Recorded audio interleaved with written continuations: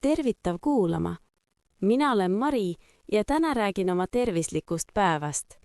Viimastel kuudel olen proovinud rohkem liikuda ja paremini süüa, sest tunnen, et see aitab mul olla energilisem ja rõõmsam.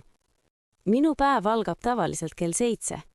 Ärkan üsna kiiresti, sest ma ei taha telefoni liiga kaua vaadata.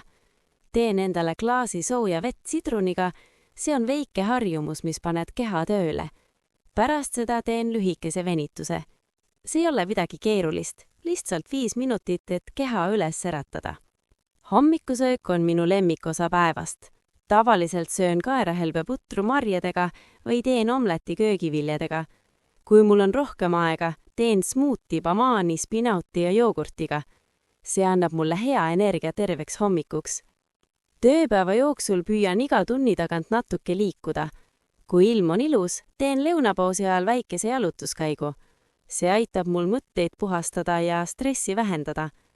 Olen märganud, et isegi 10 minutit värsket õhku muudab tuju paremaks. Pärast tööd lähen tavaliselt trenni. Mõnikord jooksen, mõnikord teen kodus joogat. Jooga aitab mul rahuneda ja keskenduda. Kui mul on väga väsitav päev, valin lihtsalt rahuliku jalutuskäigu pargis. Ma ei minni end tegema midagi rasket, kui keha ütleb, et vajab puhkust. Õhtusöök on tavaliselt lihtne.